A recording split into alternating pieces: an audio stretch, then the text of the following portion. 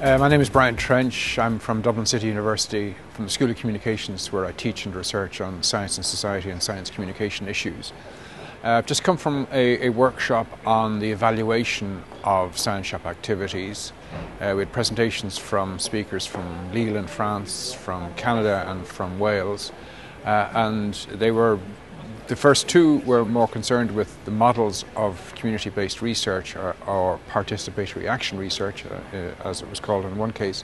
We call this conference Living Knowledge, and I wonder, is there any dead knowledge? So the idea is that CBR can bring to the forefront the lived experiences of disadvantaged or marginalized communities.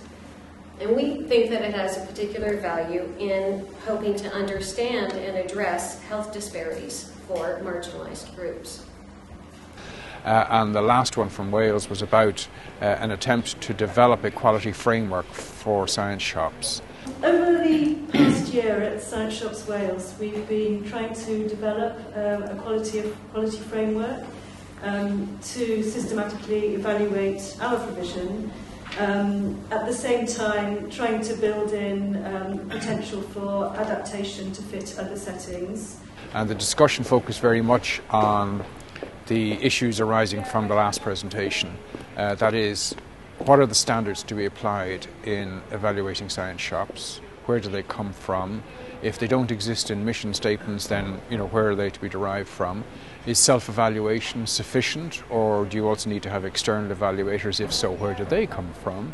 How different is evaluating science shops from, say, evaluating the activities of the host institution, if that's a university, such as the evaluation of teaching and the evaluation of research, which is often highly structured and quite limiting and constraining. So the discussion really got going towards the end, as happens in any good workshop. Team, what's your experience of getting research published based on the kinds of participatory models that you've been talking about? And published, I mean, in the traditional scholarly journals. I would say that it's been quite successful generally for the people that we support. For a lot of the academics, definitely. I think for representatives from NGOs, it's a lot harder. These people are not educated at all. So I think sometimes people who are really concerned or willing to engage, they find ways. And maybe one of our roles would be to help or to respond when they ask for something. Is there a sort of aim to develop some sort of standards throughout the whole community-based research, so that there would be certain standards? I'm thinking more like a guide mark for investing in volunteers, where you have certain standards you need to meet.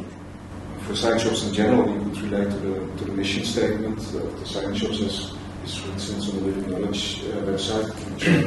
Some general things that over the years we've discussed in the international network and more or less shared. I think each and every one of us would have to specify it for their science shop. But it's a great tool to put in the toolbox of the science shops, because everybody can use this as a starting point, and we intend to do some work in the international network on making like an evaluation package that people can use, and I think your work is really very helpful.